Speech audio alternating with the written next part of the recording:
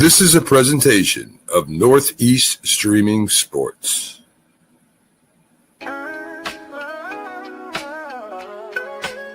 Yeah, yo, it's game time, ain't no messing around. Huddle Sports Network, the best in town. From NFL rumors to the latest trends, we got all your sports, just tune in, my friends. Catch us on Roku, Fire Stick, take your pick. Facebook, YouTube, where the action's slick.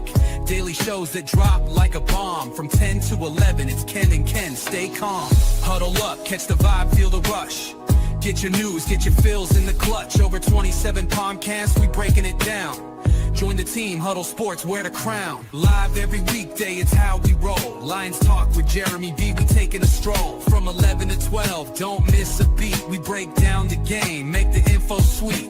The Daily Huddle Podcast, noon to 1. CST Zone, we're just having fun. Toss your doubts, we bring the facts. Tune into the...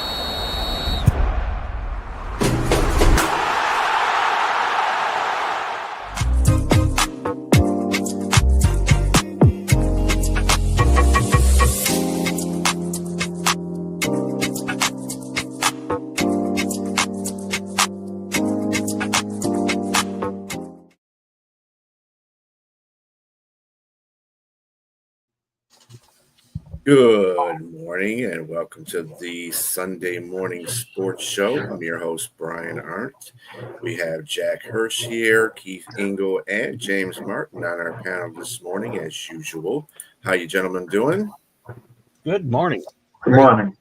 Good morning. Remember to support Keith there with stars for TGI Sports Talk. You don't have to put that up every time. It just happens when I share the show. That's what that puts that in automatically. So you don't have to do it.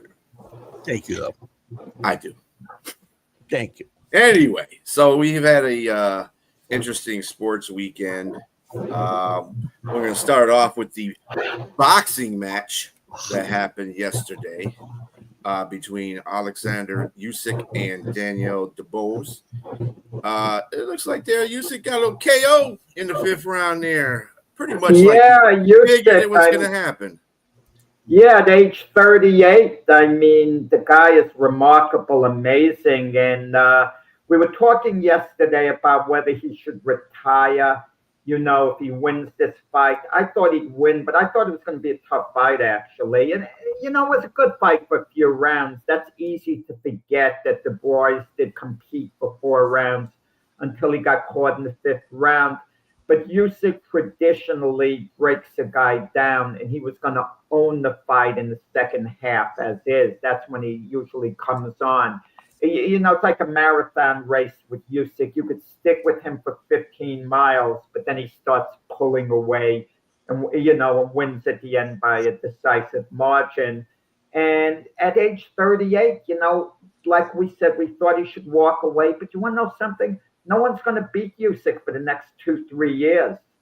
When you look at what's out there, he's just going to have to repeat going against the same guys again, like Tyson Fury.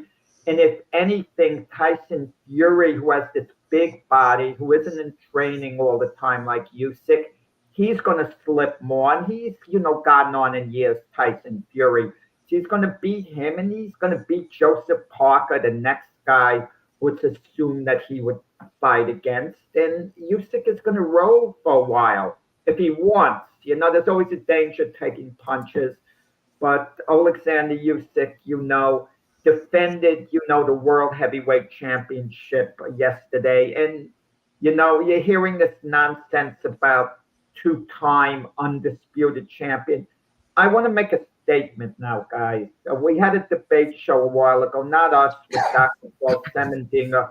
Which sport has the greatest tradition, baseball or boxing? I started at the time for boxing. He was for baseball. I throw in the towel. Baseball is the sport with the greatest tradition because boxing has screwed up its tradition so badly. Baseball is the number 1 sport when it comes to tradition. You're not going to get any argument from me anymore. Jack, is the fact that Usyk is dominating this division, is the heavyweight division dead forever? No, Tyson Fury is a great fighter, but Alexander Usyk was just greater. But Alexander great Usyk era. is one of the all-time, great fighters. Yeah. And, it happens a lot of times. You have a great fighter, and his legacy gets hurt only because he runs into another great fighter. And had that other great fighter not existed, who knows how his career would have turned out. Look, Sonny Liston would have been champion a few more years, but he ran into Cassius Clay. You have the misfortune of being in an era with another all-time great. And that was Tyson Fury's misfortune, that Alexander Usyk happened to come along. But there's no one that's going to upend Alexander Usyk for the next 2-3 years. So there's a young fighter out there, Moses Atamu, who some people are hyping up, but he's at least a couple of years away. Doesn't he get hurt? His legacy get hurt? But people like me assuming this era is not nearly as strong as the era that I grew up in the 70s, 80s, 90s. I mean, Larry Holmes got hurt a little bit. I would think you agree by the competition he had to fight, right? But you only can fight who's there. But is this a good era? And is Usyk one of the top fighters ever? Yeah, I think Usyk now is going to rate on that list, but you got to be careful. Wait till someone retires before we rate them. Because let's say Usyk somehow slips up in his next fight and he loses. We already gave him the stature as one of the greatest of all time. Listen, it happens in all sports. Yeah. I mean, an injury could curtail a guy's career. We might be ready to call him the best ever, and then something happens during his career. So it's kind of, we want to be a little careful, in that regard. I should have saved that question for tomorrow morning, but I'll have to do a repeat. But anyway. Yeah. I kind of agree with Keith. I just think that I'm not saying ain't taking anything away from Usyk. I mean, you fight what you have and what's in front of you. But I just think that the level of competition and compared to some of the great eras, it just doesn't seem as strong as some of the others. And not only that, the volume. I'm not saying that he should be fighting 60, 50 fights, but definitely 23 fights is really not a lot.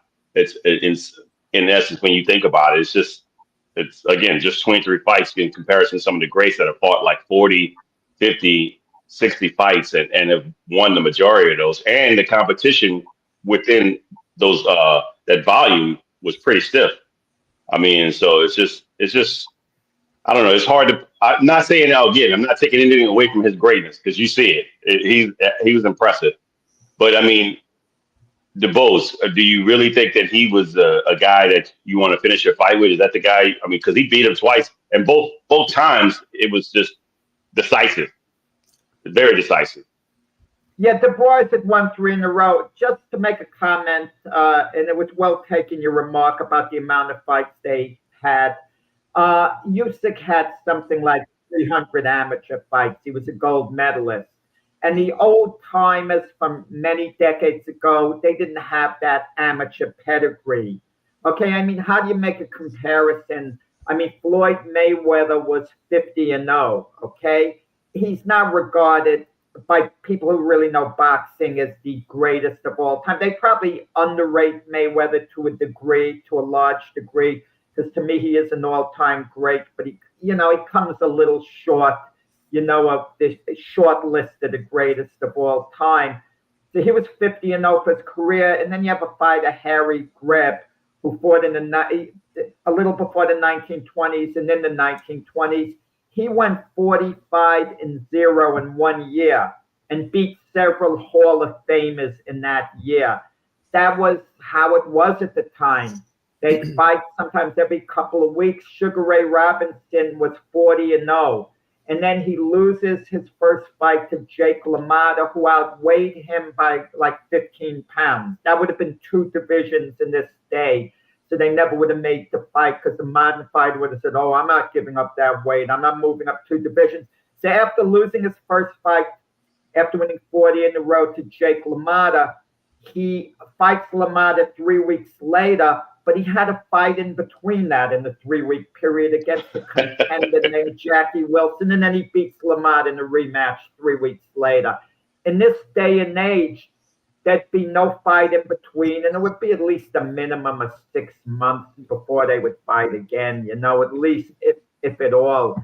It's kind of like all mindset, everything. There was a fight, Brian, I'm sure you're going to mention in the evening to have interest. Manny Pacquiao returning to the ring at age 46. He fights a draw with Mario Barrios. It was for the WBC title. Barrios is mediocre. It's a disgrace to call him a world champion, but that's how pathetic boxing is. I mean, listen, it's the same thing I said on this show, is saying that the Philadelphia Eagles are not the undisputed Super Bowl champions. That the Baltimore Ravens are champions as well, and the Eagles got to play them to, unify the Super Bowl, that it's ludicrous, right? It's madness for me to say something like that, but that's boxing. But Pacquiao looked good for his age 46. He looked very good, but he was getting hit a lot. They fought to a draw. A lot of people think Manny won the fight, and it was a nice showing. But back in the day, Barrios would have been hard pressed to have a top 10 rating. So in reality, Manny didn't fight a draw with a champion. He fought a draw with a number 10 contender who was probably marketed correctly to sneak in the top 10. But a good showing by Pacquiao, considering his age. He exceeded expectations. Yeah, after the fight, Usyk talked to the media, and he says he has no plans to retire, Jack. No plans. Yeah. He said he still feels young. He called out Tyson Fury, Derek Chisora, Anthony Joshua, and Joseph Parker as the next possible foes he'll be facing. Yeah, he'll go through them all.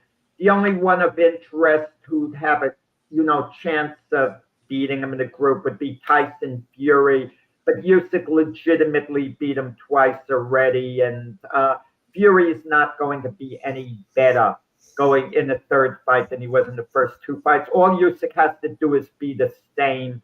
And, and Fury, the only way Fury could beat him is to keep the fight reasonably close and hope the judges kind of mess up a little on 2-3 rounds, which, could happen conceivably. Yeah, we had another match Saturday as well. Max Holloway took a unanimous decision to retain a BMF belt over Dustin Poirier's. Am I saying that right? Yeah. What do you think about that, Jack? Real quick. I'm not the biggest UFC guy there. It's on me. Okay, on that. I was so caught up with all that was going on in boxing yesterday. And there was even a third fight. Jesse Bam Bam Rodriguez, one of the pound-for-pound fighters, he unified his, junior featherweight title, whatever, yesterday in his fight. So, yeah. So you guys follow the UFC? A little bit, if I have to. Well, yeah. Well, you kind of threw me off. I was unprepared. You hit me a good shot. You knocked me down. That's a no, Brian. The only thing I know about this is that Poirier is retiring, and he got sent off with a defeat. So. Yeah, exactly. Okay, we're going to switch over to some Major League Baseball news. The Brewers are on a 9-game win streak, so they're playing some pretty good ball right now. This is coming after the break as well. My poor Tigers have lost 6 in a row. I don't know what's going on with them. They got to right that ship. The Mets are going to induct David Wright into the team Hall of Fame and retire to number 5. I believe there was a conversation about this the other day between you and Keith. Yeah, they did induct them. Yeah. And then the Mets went on and lost the game that day. Yeah. Well, that's how it works. Our conversation wasn't about him being inducted into their Hall of Fame. It was more about the retiring of numbers in general. Right. Yeah. And, I actually went into this in great detail later on, Jack, on the MLB update. I went through every team. And, Jack thinks Tom Seaver should be the only number retired for the Mets. I think David Wright is well deserving of having his number retired for the contributions he gave to the Mets. And listen, similar to Don Mattingly, that he may have had a Hall of Fame. We don't know. We don't have a crystal ball. He may have had a Hall of Fame career derailed by injuries. So he's a class guy, and I think he deserves what he got yesterday. I'm saying it should be legendary players. And Brian, let's talk, for example, your Detroit Tigers. I don't know whether they retire numbers. Hank Greenberg, you retire his number. Al Kaline, you retire his number. I can't think of anyone else whose number you would actually retire. Now, you put other guys in the Tiger Hall of Fame, but, guys got to be a mega star for the franchise, off the rails for you to retire his number. Otherwise, how many numbers are going to be available after? I mean, the New Orleans Saints football, you retire Drew Brees' number. Do you retire anyone else's number? I mean, I don't know. Just for the Tigers, I want to ask Brian. So Lou Whitaker and Trammell have their numbers retired, and I think that is appropriate. I mean, not being a Tiger fan, I think from the outside, it seems appropriate to me that you're retired. They're not the only. There's still another handful. They don't have. What about Jack Morris? Are you going to retire his number? You're going to retire Mickey Lolich's number? I don't think they have retired any of those, and I don't know that I would. The question's better for Brian. I'll let him answer that, but I would say no on those. Yeah, I'm with you. I think Sparky's number is retired too as a manager. Yep, Sparky is retired. Yeah. Yep. Yeah. And just for information, Jack, you mentioned the Saints. Would you retire anybody other than Drew Brees? Yes, it would be a couple of players' numbers. It would be a 94, which is Cam Jordan. And, no. Cam Jordan. I love Archie Manning, but his number does not deserve to be retired. The team he played, he kept that. He was the only reason to watch that team for 10 years, though. I mean, he was a better player than both his sons. Then who? Archie Manning. I'm going to tell you, coming out of college, not in the pros, don't look at the numbers. For sure. Better player than both his kids. No, he wasn't better than Peyton Manning. Come on. He's not better than Peyton. But Archie Manning, had he had a decent team, he could have been the equivalent of a Roger Staubach. I'll admit that. I could agree that. I could attest to that. Wasn't better than Peyton Manning. I would disagree, but that's fine. Yes. Wow. Well, I would retire Cam Jordan and Ricky Jackson. Those two players, 57 and 94. I would retire those two numbers. And they're both, one of them is a Hall of Famer for sure. He's already, and one's going to be likely, in all intents and purposes, will be a Hall of Famer once he retires and becomes eligible. So yeah, they were dominant for those for each respective era. They were dominant for the defensively for their team. And so yeah, you can look at. Again, these were during the playoff eras when the Saints first went to the playoffs with Jim Mora. Ricky Jackson was the part of that Dome Patrol. Great player. Went on and got a Super Bowl with the 49ers, and I respect that.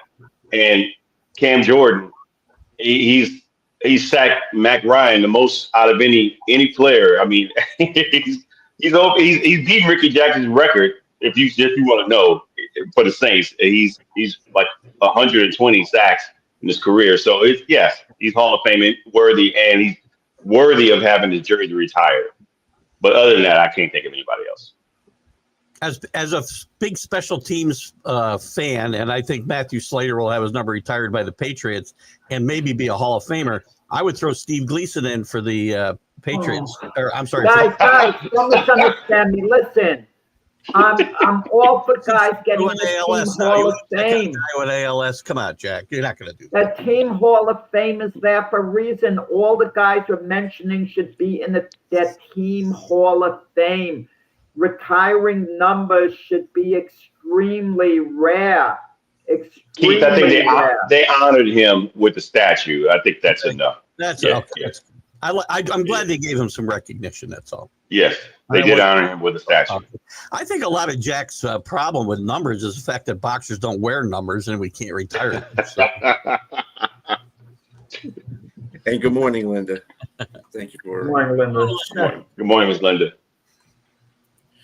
Well, I mean, I know the Lions. They retired number 20, but they got so many players that were under that number. It's like retiring a whole bunch of people at the same time. Barry Sanders, Lynn Barney, Billy Sims. Those are Billy Sims, yeah.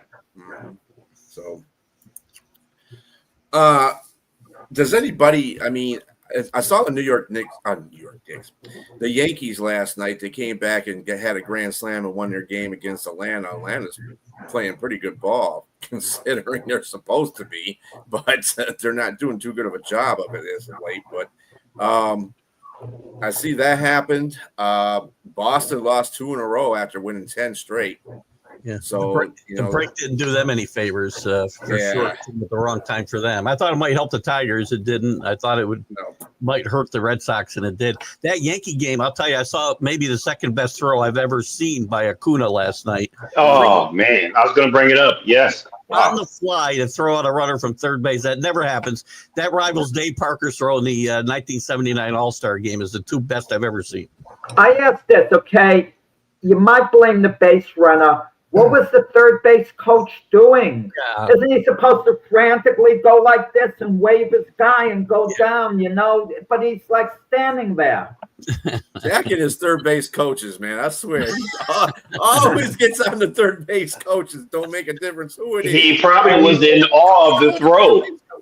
He was probably in awe of a 301-foot throw. Entirely possible. And Jack was a first base coach his whole career, so I think he's holding. Remember when George Steinbrenner in 1980 he fired the third base coach Mike Ferrero because in Game 3 he sent the guy home instead of holding him up, and they lost their game and lost the series. So the coach got fired based on that one play. One of the big reasons Dick Hauser ended up out was because of the whole Mike Ferraro situation. Yeah. So, yeah. But it seems that let's see, as of today,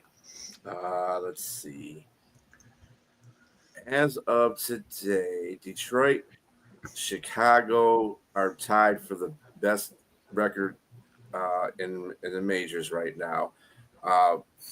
Detroit's barely holding on there, but there's a lot of teams making charges. The AL East is starting to really take shape. The Brewers, it's gonna be really good. It's gonna be really good down to the wire with Boston and the Yankees and the Blue Jays right now. The Brewers have won like 9 in a row, I think, too, haven't they? In the that's what I let off with. They're catching up. Jack's real excited about you guys' news about this baseball. Yeah, you guys. I mean, what? No one is taking a charge for the best record right now. No one gives a darn. It's meaningless to say, "Oh, we want to have the best record right now." It doesn't mean a thing to the team. They're thinking of the big picture, making the playoffs. Being healthy, having their rotation set. But their main priority is to make the playoffs. Some teams are obviously going to make the playoffs. A team like the Dodgers, I think they're thinking big picture, have their rotation in place, have everyone healthy. But virtually every team, all of them, have their work still cut out for them. Jack's comments are exactly what's another thing that's wrong with baseball, because there's so many freaking playoff teams. People don't care what their record is. As long as I get in the playoffs, I'm happy. So, hey, the big story is the Rockies. The Rockies chasing a loss record after it was broken last year by the White Sox. They're on a hot streak. They're now on a pace for 39 wins and 123 losses. So they got two. Listen, you mentioned a point, and all of us could chime in on this. Do too many teams make the playoffs in all the major sports? Now, if the answer is yes, the way to settle it, the team with the best record should really be rewarded. And baseball does it with their buys. And it's got to be more than that. If it's a 7-game series and it's a wild card team that just sneaks in, they should get no more than 1 playoff game. And the team with the best record should get the next 6 games at home, something like that. I mean, really make it a little bit lopsided, in that regard. Otherwise, what's the advantage to getting the best record? I mean, in football, it means a lot because the team gets a bye. So I think it means a lot because they automatically advance and they have home field advantage through the playoffs. Too many mediocre teams make the playoffs in every sport, and it's never going to change because you don't go backwards, right? But I'm okay with making wild card teams play every game they play in the postseason on the road. So the Indiana Pacers shouldn't have been in the finals last year because they shouldn't have been in the playoffs. I didn't say that. I didn't say yes, that. you were saying that. They were fourth seed. Well, again, how many teams? Of course, he should be in, but not a play-in. I mean, I think Keith's probably saying they shouldn't have a play-in to go with that to allow some losing record team to get in and shuffle things up. Yeah, exactly. Thank you, James. Well, the play-in team, then maybe it should be done like this. The play-in team should get no home games at all during the playoffs after they're done with their play-in format. They have to play every game on the other team's home court because they're a play-in team. That's kind of goofy. I mean, that's no, it just shouldn't happen. You put it down, and now now you're sticking up for these guys. You're sticking up for the criminals. The criminals shouldn't get rewarded at all. They're being rewarded with parole by getting into the play-in.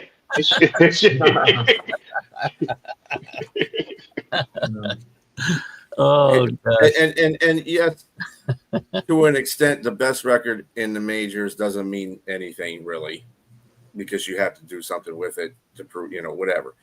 But in each of the conferences, or each of the, like the American League and the National League, it does kind of matter a little bit. I'm sure that the Tigers are not worried about having the best record in the league. They're just worried about getting in the playoffs, winning their division. That's their goal. But if they finish the American League with the best record, obviously they get home field advantage. So I mean, that's something you have to look at. It's not, you can't just poo-poo it aside, Jack. Yeah, but the biggest collapse in baseball history was the 2004 New York Yankees, who lost to the Boston Red Sox after having a 3-0 lead, and then they lose 4 in a row. Does anyone talk about the Yankees being the Eastern Division champions that year, finishing ahead of the Red Sox? No, it doesn't mean anything to anyone. Okay? I mean, what did the Yankees get out of that? So by all rights, the Red Sox have been given the opportunity to even beat the Yankees. I mean, you tell me. Well, they still play the game. I mean, still. I mean, as much as I don't want to revisit this, but the Lions, they won the number 1 seed in their conference, and didn't do them too much good either, did it? So no, it doesn't. I mean, 15-2 is a bad mark anyway. And Kansas City should say they shouldn't be 15-2. They should have, because they got their butt stumped in the Super Bowl, and the Lions are 15-2, and they got their butt stumped in a divisional playoff game. So I mean, bad number apparently. Yeah, it's a bad number. By the way, Brian, I know we're off topic. Have you watched Quarterback on Netflix? Oh yeah, the whole series. Yeah, what happened to Anthony Rizzo? By the way, he never caught on with another team. Who? Anthony Rizzo. We just had to post it. He's probably done. If you'd watched him play the last 2 years, he probably. No, I don't disagree with that. But now that he's not playing, what are the chances of him coming back in any way, shape, or form? Unless he'd be good enough to be given a tryout, a team would look at him at least, and if he showed something, in a batting practice session, you never know. But I think this would be the end of him. Good career for Anthony Rizzo. I think he's going to be a good manager someday. Yeah, that's the route he wants to go. Classy guy. And sorry, again, another guy who went in a bad way because the concussions are really contributed to his downfall. And maybe a year away, he clears some of that up, and maybe he does get a chance next year. But my gut says he's done. He'd be a coach. Yeah. Never know. Third base coach, so Jack can get all over. I'm going to tell you, makes me think, the Yankees have had great defensive first basemen over the years. Anthony Rizzo, great defensively at his best. Paul Goldschmidt, Don Mattingly, etc. There have been some elite, fielders there. You actually listed Donnie third. Mark Teixeira. Come on. Yes, another good defensive player for good, sure. Mattingly's first on that list, by the way. Don't just throw him in as later on. It was close. No, between Teixeira, Goldschmidt, Rizzo, they could compete with Mattingly. You know, it's defensively, yeah, definitely compete with them. No question about it. All right, guys, So- I think I gotta get ready to jump here. I just realized. Yes, sir. My man Keith. Unfortunately, Like but you you have know, a good show. we got it all planned out here. Like I saw when Nixon did the debates with David Frost, they kept telling Nixon, always go to foreign policy whenever you're stuck in something, because that was his strength. So we tell Brian, always mention LeBron if you get stuck on something. Just throw LeBron's name there, and that's always going to buy time. All right, guys, have a good Sunday. Yeah. You Bye-bye. too, sir. Thank you. All right, so we're gonna switch a little bit over to the NBA, just a little bit of the NBA. There you go. Here we go with the buyouts again. Marcus Smart agreed to a buyout with Washington and will join the Lakers once he clears waivers. He'll sign a 2-year, $11 million contract with the Lakers. How do we feel about that? Do you think it's something that it's going to move the needle for the Lakers, or is this another one of those? No, this is an excellent move for them, because I really think that up to this point they got the center Andre Drake DeAndre Ayton. DeAndre Ayton, yes. They needed a big man, but he needs to prove himself. I mean, former number 1 draft pick. He's been underwhelming in his play with the teams that he's been on. But I think, he can revitalize his career there. But Marcus Smart, a two-way stalwart. And Luka, from what I read, Luka Doncic is the one that reached out to him and said, come over here. He really wants him to play with him. So he's 31 years old. He's still young enough to be able to, he's a little bit older. He's not long in the tooth just yet, but young enough to be able to do what he does. I mean, he's former defensive player of the year, 3 times defensive all-pro. I think he could really add to the dimension. They lost Finney Smith, who was a good two-way, 3-and-D guy.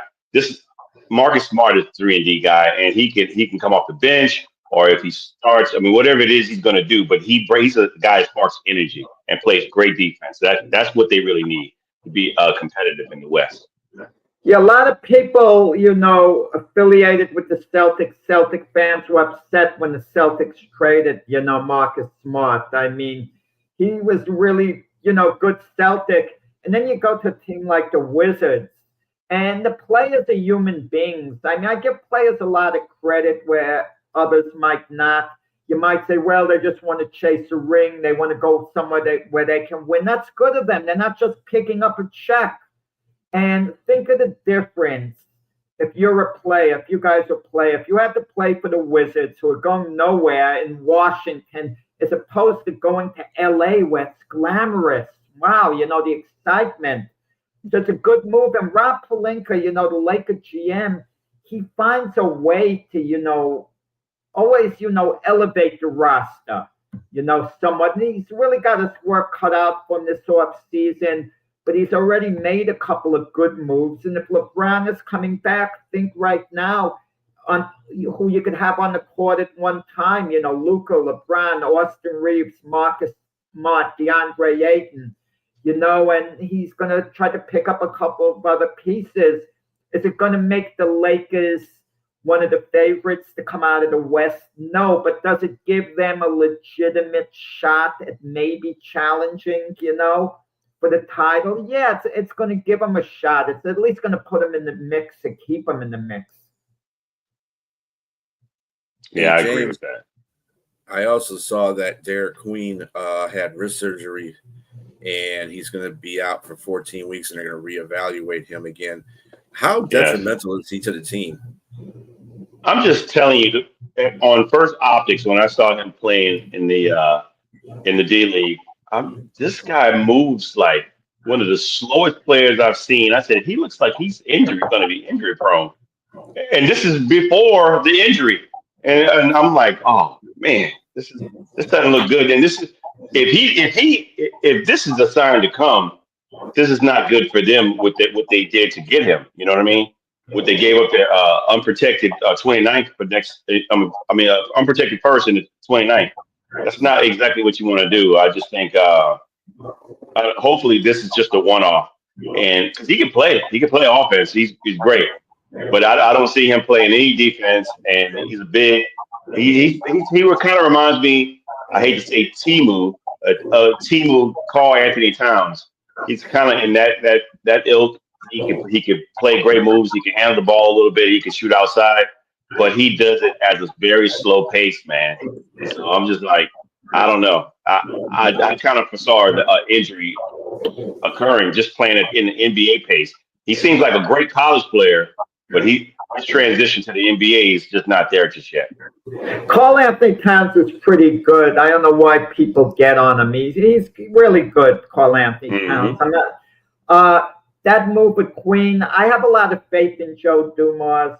I think he's a very smart executive, smart player, obviously, smart executive. But you kind of wonder with this move with Queen because his reputation is being a little bit on the lazy side. I thought you were going to compare him to Zion. Could you imagine that with the Pelicans? Two guys who kind of, I don't want to say underachieved, maybe could use a touch more, could have a lot more motivation than they have. I mean, I don't know. But it's a bold move. But if it works out, if he's, a heck of a player, it's worth giving up the draft choice because it's not going to be a low draft choice. The Pelicans are going to be better. That's what they're banking on. But you don't know. I didn't want to put the word lazy out there. But and in comparison to Zion, I think Zion is more physically gifted, and I think that his issue is just managing his weight and the weight, and the weight because when he moves, you see what he does. He's impressive for the size that he is. What he can do. It's just a matter of it being laying off the beignet. Yes, and gumbo and etouffee and everything else down there. But with that said, I agree with you in regards to Queen. It's just when you look at him, he doesn't look like he gives you he's not athletic. He doesn't look athletic, but he can do all the moves. He can play, but it's such a slow pace. I'm like, he looks like he can get hurt. And here you go with this thumb thing, and he's out. I don't know if it's just bad luck or part of it just looks like you said, he kind of looks a little lazy. Like he needs to put in extra work than some others in the off season and be a little bit stronger. Because like I said, he kind of reminds me of Karl Anthony Towns because they're both good at offensive player. Karl Anthony Towns is not a good defensive player at all. And but he's great at what he does. And I think he has the potential to be in that mold, but he's just not there yet. It took place 1 year later that Julius Randle for Karl Anthony Towns deal. Could we say it was a good deal for both teams because Randle was really good with the Timberwolves? They wouldn't have been better with Karl Anthony Towns, but I don't think the Knicks would have been better keeping Julius Randle, So I think it's one of those deals that, you can't say there's a winner-loser of it, at least for now. Obviously, if one of the teams, if the Timberwolves get to the finals next year, they could say they got the better the deal of the Knicks, vice versa. But I think it's pretty much a wash, and that's how it's going to, wind up at the end as far as how it helped both teams. Coming off the heels of the... Go ahead, James. No, you're good. Coming off the heels of the WNBA expansion, Silver is looking to expand the NBA. I don't know where he's going. He's looking to expand to. I think let's see. He didn't really mention any cities. You got plenty of them, Brian. We could help Adam Silver out with this. But do you want that many? I mean, do you want to add more basketball? Well, definitely Seattle should have a basketball team again. Oh, yes, yeah. Could it be the Super Sonics? Kansas City, they haven't had one in decades. Pittsburgh, wouldn't they support an NBA team? Yeah, I think so. I mean, what about Buffalo? I mean, the fans are great with turnout. Yeah, because I agree with you. Yeah, the Buffalo, the Bill Mafia. Yeah, I can see a lot of these guys supporting because they're just so loyal, like you said in Pittsburgh, such a loyal fan base and like die hard. Why wouldn't they support a basketball team? I mean, they support their baseball and their hockey as well. So I could see adding a basketball team to that mix. And but yeah. And you well, I was just going to say, I don't think normally it's too late to do anything. I think for the cities that have multiple teams, but I don't think that's the way it should be. Even New York, that have the Knicks and the Nets. I mean, I'm a Net fan, compared to the Knicks, but the Knicks obviously a lot more interesting, a lot more better. But let's say the Net franchise is going to be moved out of New York. I don't think New York would be in an uproar. They certainly would be if the Knicks got moved out, to another city.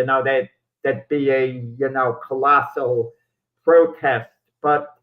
And Chicago too, the White Sox and the Cubs, New York Jets and Giants. It's too late to do anything now, about it, I think, for the most part, But even the Nets, they play at the Barclays Center, but let's say the Nets got switched to another city. Would that be, did the Nets have such a big fan base that would, incite, incite a major protest? Yeah, no insurrection would happen. I think that the Nets probably would be okay with moving. I mean, how long were they there? I mean, they were in New Jersey for a long time, right? So yeah, I don't think that much. There's not a ton of interest in the Nets. They'll sell tickets, but there's not quite, the energy there. I think it would be a less of an uproar than it would be the LA Clippers and the Los Angeles Lakers if one of those teams decide to leave. Well, the Lakers can't. They're too much an institution in LA, but the Clippers could move out, right? But there's a huge market for the Clippers. I guarantee you. There's plenty of people that love the Clippers. I just think that if the Nets were to leave, I was just trying to compare the two. I think there would be less of a situation because, for one, they hadn't been there that long, and two, most people would follow the Knicks no matter what. The majority would follow the Knicks. I think there's the Knicks, even though they haven't won a championship since '75 or whatever the year was. People still love the Knicks. Yeah. Certain other cities like St. Louis, could they support an NBA franchise? Jacksonville or Tampa Bay, teams that have football teams in there. I mean, if they can support a football team, you would think they would support a basketball team. Yeah, but you don't know the mindset. You mentioned Tampa Bay. They don't support the Rays really big time, but they support the Buccaneers and the Tampa Bay Lightning. So you don't know what the mood is, towards the sports sometimes. And then you can be off rails with any city that doesn't even have a big sports following. Like Albany is an area where basketball could be at. I'm just saying those are areas that just that don't have any football or hockey team or baseball team. They some of them are just they need. New Orleans, would they support Major League Baseball? We had a AAA team called the Zephyrs down there, and they're no longer there. But they supported it for a while. But I don't think the market's big enough to support all three. It's just not. It's just such a small market team. It's hard to say that because I was surprised that they decided to get another basketball team back down there. Because it's at one point after Katrina, the Saints were considered to be moving to another city. And so, but the state elected to keep them, and it was a good move for them. But I'm surprised. I think they have a hard time supporting two right now. So it would never be a good thing to bring down a third team down there because it's just the volume, the math just doesn't add up for all of these sports. So you got to consider that too. I'm pretty sure that's what Alvin Silver's looking like Is it a major market? Like I said, Seattle, they could support it. Definitely could support it. Maybe another, I don't know. I would say Mexico or North Dakota or South Dakota. You wouldn't want to do it in these places. But I just like you. I agree with you. I'd go back to Pittsburgh, a city like that, or somewhere that's large, it has major fan bases of other sports. So now we're going to move on to the NFL. Your quarterback, Shock. How you pronounce Shock? Show? Shuck. New Orleans Oh, Saints, shucks. 40th overall pick. Yes, Shuck and the Panthers linebacker Scorton signed their rookie deals second round. Seems like more of the second round rookies have signed their contracts and they're starting to go to get to training camp and stuff like that. So that's a good thing, positive for the league. Yeah, a lot of the, it just. I'm sorry. Go ahead. a lot of the contracts at the moment, from it seems like what they're doing from the top to the bottom is they're fully guaranteeing most of the top people in the second round, and in the bottom it kind of tapers off. Like I saw one guy getting like 41.7% of their guaranteed money. So it went from, and our guy that we signed, Tate Rallich, got 66% of his contract guaranteed. So, and he was down further in the draft. So I see how that's working out. Now, what we got to see is this going to happen with the third round draft picks and the fourth round draft picks and so on through the next few years? At some point, you may see that, and I don't have a problem with it because when you look at the amount of money that's guaranteed, it pales in comparison to what the first round. I think I get where the agents and the players are. Like, man, this is not a lot of money here, but it's what's in this area. I prefer to have my money guaranteed because, of course, anything can happen. Other sports guarantee their money, so why not do it in the NFL as well, which is probably one of the more high-risk sports.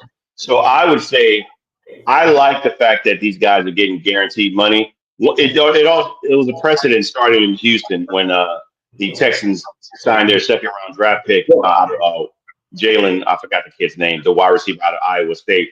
He got guaranteed money, and so that's where the domino just started falling when everybody was getting their money. So I think it's necessary. And speaking of Tyler Shuck, like you mentioned, the 40th overall pick, he got 10.795. So when you think for 4 years, that's really not. I mean, it's a lot of money. I mean, I don't have that amount of money myself, but when you think in retrospect, put it in perspective in regards to what it is in football compared to the first 5 picks, it pales. It's not a lot of money at all. Those guys got like 40+ million, and you got a guy that's just asking for 10.795. I don't think there's a problem with that. Look at Shamar Stewart, the Bengals first-round draft pick, 17th overall. He's unsigned. We don't know if he's going to play this year. It's a messy situation because the Bengals have certain clauses in the contract, like behavior clauses, this and that, even though he doesn't have a record of being a hoodlum or whatever, that could conceivably let them out of the contract. And all he wants to do is sign the same darn contract everyone else is signing. It's the wording. That's all. It's not even about the money exactly. It's about the wording, not the dollar amount. And I side with the player here. Like, what are the Bengals exactly doing? And now it seems like he can't go back to college. His old college coach is saying, oh, no, he can't come back here. Something to the effect. And does he have to sue the NCAA to go back to school? Obviously, another college would allow him to play there. But if he goes back to college, his value is going to go down. He might be a 3rd or 4th round draft pick next year, depending on how he plays. People think he was overdrafted as is. But what's with the bank? Why are the Bengals doing this? Tell me. I don't understand. I think it's more so what you just said. The last part of your commentary was just that his draft stock would drop and he was overdrafted as is. And I think the Bengals, they looked at a situation. This is where the shystiness comes into me, in my honest opinion. And it's not saying this is what they did, but I'm thinking they're looking at it from the perspective of, we know what you are, what you produce on the field at Texas A&M, which is little to nothing. you in 4 years you only provided 4.5 sacks, but you had a great combine. You had a RAS score of like 9.5, which is unprecedented because of the things that he can do. So they're basing it on potential. I think so. They just add those things. This is how they try to put the verbiage to the contract to say we can get some of the money back if we have buyer's remorse.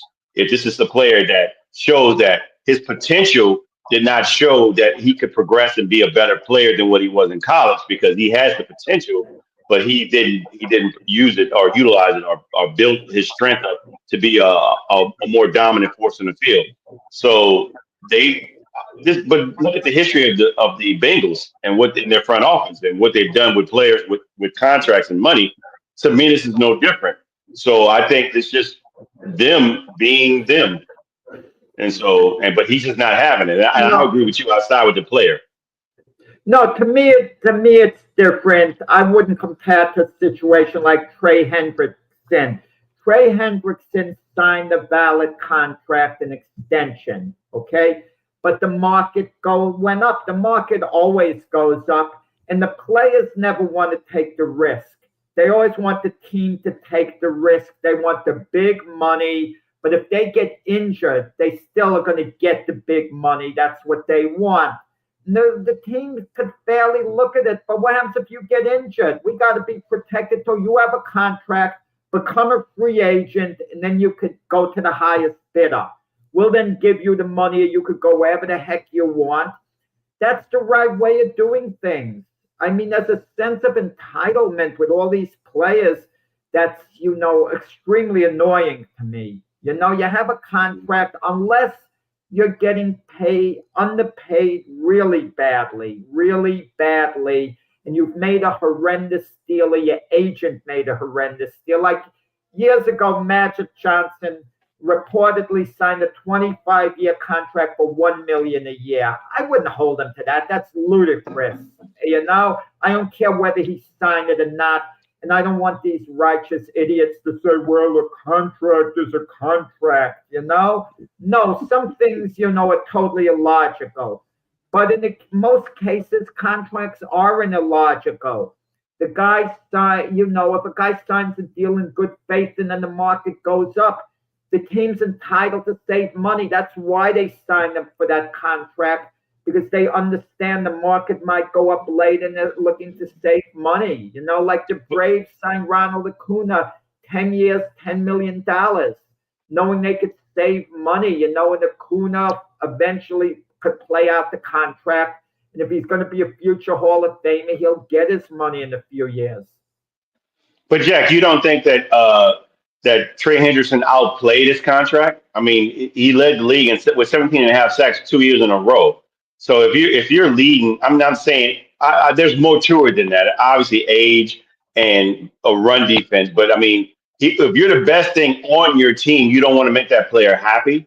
I mean, I think they did offer him money. Absolutely not. Because what's Trey Hendrickson going to do? Hold out for the year? His value is just going to go down. He signed the contract for $15.8 million in good faith. The Bengals reportedly were going to work something out in the $25 million range, but because the market's going up close to $40 million or so, he wants to be paid close to that, like a $35 million. But why are the Bengals the ones taking the risk? And Hendrickson doesn't guard against the run that well. Okay? No.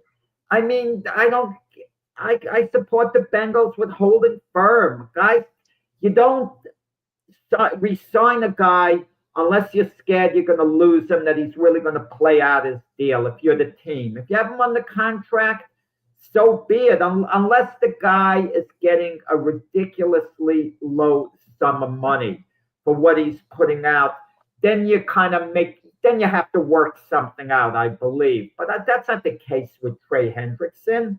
What I will say, they called his bluff. They told him to go out and try to seek a trade or find a team, and nobody bid that. Exactly, because they don't want to pay him that elite money. Exactly, and that should tell you all you need to know. Now, if the Yankees are paying Aaron Judge $40 million a year, they wouldn't dare say to Aaron Judge, go out and see what else you can get. Because some team's going to come in at 50 million all of a sudden. But, they called the players bluff. It's that simple. It's in other words, the team shouldn't be the ones assuming all the risk all the time. But that's what the players expect. Well, with that being said, though, he does have a chance of holding out for the season if he doesn't get a contract, which is still bad for the defense because now you don't have Shamar Stewart, and they just lost Hubbard he retired. So you three aspects of your defense that they're really they were depending on aren't there. And but the only problem with that going to have to score they're going to have to score like 50 points to win games because the defense is going to be giving up 50 points. In my opinion, I don't think he's going to hold out. One, you're already on the wrong side of 30, and the longer you hold out, you're going to lose more money, and you're going to get older, and so it's not going to look good on you to hold out and not be as good as you were the past. You want to show that, like, okay, I'll play this year, play out the contract, and get another contract either with them or somewhere else. If you want the elite money, play up to those standards under the contract you have, and then he's going to be a free agent in a couple of years or whatever. I mean, do that, at the time. It's not like the Bengals are willing to work something out. They're just not willing to go in this crazy money with the market value, like going sky high the way it is. If it's a young player, look what the Jets did with Garrett Wilson and Sauce Gardner. Those are young players. Those guys got a lot of good years ahead of them, supposedly. So the Jets want to give them the money. The Jets kind of reached out to those guys and met them halfway. But, certain players you just don't know about. Yeah, I think I believe the reason why he's having a hissy fit about his contract is that he isn't getting paid a lot of money for his position. He had a salary of $14,800,000 for the 2024 season. I mean, that's compared to the top three that are making that money right now. That's chump change. Like Jack said, they did offer him $10 more million a year. Look, I'm all for times renegotiating a contract or extending the guy and making up the money to him. Listen, even Michael Jordan, he signed a contract that he outplayed it, obviously, and it was for low money. And Michael Jordan was saying, no, I plan to honor my deal. Of course he planned to honor it because the amount of money he was making in endorsements was crazy. So he could afford to honor it. But, in the case of someone like Scottie Pippen, he signed a 7-year deal for $2.8 million a year. And the owner, Jerry Reisendorf, said, I think this is a mistake. I don't think you should sign this. I'm going to hold you to it, but I don't think you should. But after it became apparent a couple of years later that it was a big mistake by Pippen to undervalue himself, the Bulls should have sat down and said, look, we're going to give you a balloon payment. We'll extend you for an extra year at the highest sum that any player is making in the league to kind of make the money up. There's a way of making it up to a guy and working something out. If it's so obvious it's a terrible contract that he signed. Yeah, just on another note, too, that Shamar Stewart, Texas A&M head coach Mike Elko said that he isn't expecting Shamar Stewart to play for the Aggies again. He's just up there practicing with the team and, because he's familiar with everything, and that's all about what it is. He's not going to be rejoining the team. So obviously they've already made that establishment. So I don't know what Shamar Stewart's going to do for his year off if he decides to do that, unless they trade him somewhere. That would probably be more preferable, I guess. I think he's going to sign his contract. I'll be honest with you. You think he's going to sign his contract even though he's not going to like it? Yep. It's just not going to be right. Right. Cincinnati's getting away with a whole bunch of crap, ain't they? Yeah. If he does that. And he just made Cincinnati win that. Anyway, just on a feel-good note, too, last note of the day, Gabe Taylor, brother of the late Sean Taylor, attends Commander's rookie training camp. So that's a heartwarming story there. Hopefully he can get it done, and he can, I'm sure he's not going to be his brother as far as player-wise, but at the same time, it's good that he's walking in his footsteps. So shout out to him. And this has been the conclusion of the show. Everybody have a great rest of your Sunday. We'll see you guys next Sunday at 8 a.m. Eastern Standard Time. Have a great day.